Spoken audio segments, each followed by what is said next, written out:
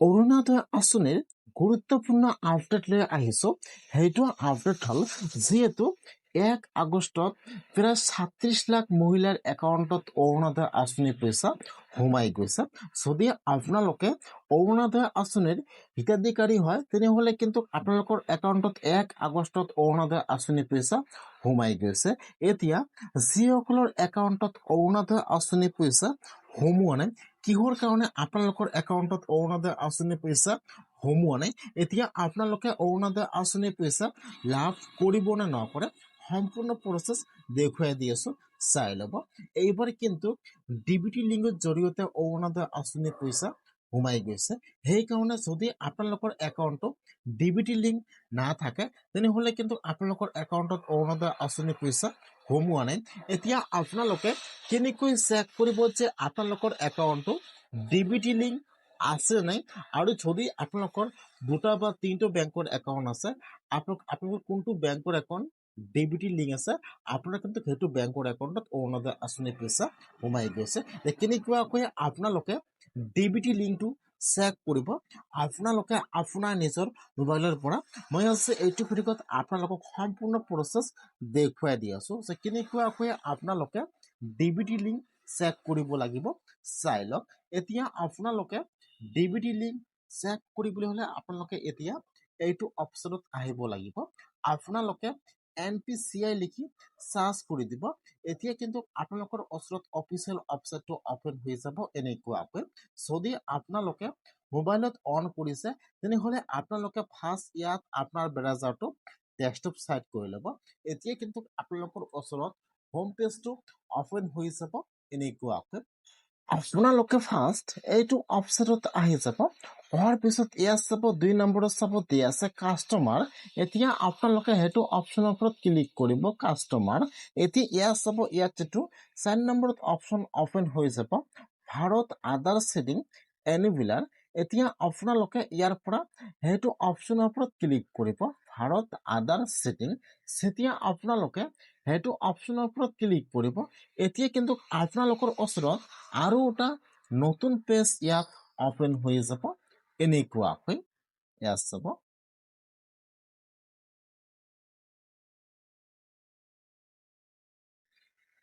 যেতিয়া ইয়াত এইটো পেজ অপেন হৈ যাব, ইয়াত চাব ইয়াত যিটো 3 নম্বৰত অপশ্যন দিয়া থাকিব আধাৰ মফিট ষ্টেটাছ। আপোনালোকে ফাৰ্ষ্ট চেক কৰিব লাগিব যে আপোনালোকৰ একাউণ্টটো ডিবিটি লিংক আছে নে নাই। যদি নাই তেনেহ'লে কিন্তু আপোনালোকে এইটো অপশ্যনৰ পৰা ডিবিটি লিংক কৰিব পাৰিব।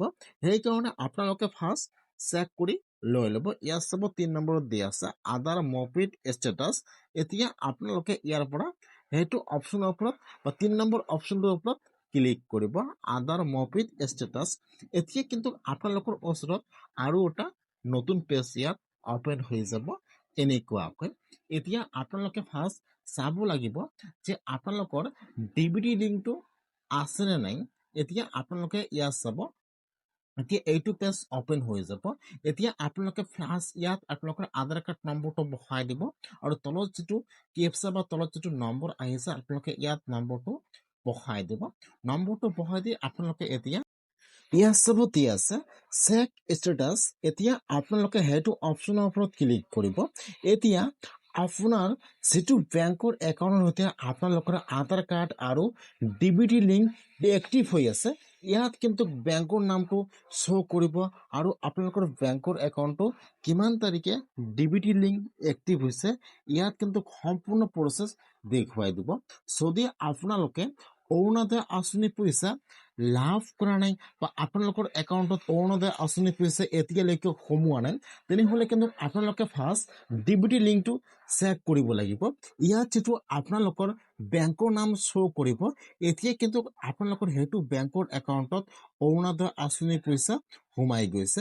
সেইকাৰণে যিসকলৰ একাউণ্টত এতিয়ালৈকে অৰুণোদয় আঁচনিৰ পইচা সোমোৱা নাই, যদি আপোনালোকৰ 2টা বা 3টা বেংকৰ একাউণ্ট আছে, আপোনালোকে ফাৰ্ষ্ট চেক কৰিব যে আপোনালোকৰ কোনটো বেংকৰ একাউণ্টৰ সৈতে ডিবিটি লিংক এক্টিভ হৈ আছে।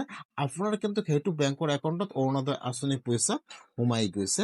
এতিয়া যদি ইয়াত দেখুৱাই ন' ফাণ্ড বা যদি আপোনালোকৰ ডিবিটি লিংক এক্টিভ নাই তেনেহ'লে আপোনালোকে এতিয়া এইটো অপশ্যনৰ পৰা ডিবিটি লিংক এক্টিভ কৰিব লাগিব কেনেকৈ কৰিব চাই লওক ইয়াত চাব 1 নম্বৰত দিয়া আছে আদাৰ চিডিং এণ্ড ডিচিডিং এতিয়া কিন্তু আপোনালোকে ডিবিটি লিংক এক্টিভ কৰিবলৈ হ'লে আপোনালোকে ফাৰ্ষ্ট ইয়াৰ পৰা 1 নম্বৰ অপশ্যনৰ ওপৰত ক্লিক কৰিব আদাৰ চিডিং এতিয়া আপোনাৰ ওচৰত এইটো পেজ বা এইটো ফৰ্ম ওপেন হৈ যাব এনেকুৱাকৈ এতিয়া আপোনালোকে সেইটো ফৰ্ম ফিল আপ কৰিব লাগিব ফাৰ্ষ্ট চাব দিয়া আছে ইণ্টাৰ ইয়ৰ আধাৰ ফাৰ্ষ্ট আপোনালোকে ইয়াত আপোনাৰ আধাৰ কাৰ্ড নম্বৰটো বহাই দিব ইয়াত চিডিঙত টিক মাৰ্ক দিব তাৰপিছত যিটো আপোনালোকৰ বেংকৰ নাম আছে আপোনালোকে ইয়াত আপোনাৰ বেংকৰ নামটো চিলেক্ট কৰি লৈ ল'ব ইয়াত তিনিটা অপশ্যন দিয়া থাকিব এনেকুৱাকৈ ইয়াত চাব দিয়া আছে ভেৰিয়াছ চিডিং এতিয়া আপোনালোকে ভেৰিয়াছ চিডিঙত টিক মাৰ্ক দি দিব তাৰপিছত যিটো আপোনালোকৰ বেংকৰ একাউণ্ট নম্বৰ আছে আপোনালোকে ইয়াত একাউণ্ট নম্বৰ আৰু কনফাৰ্ম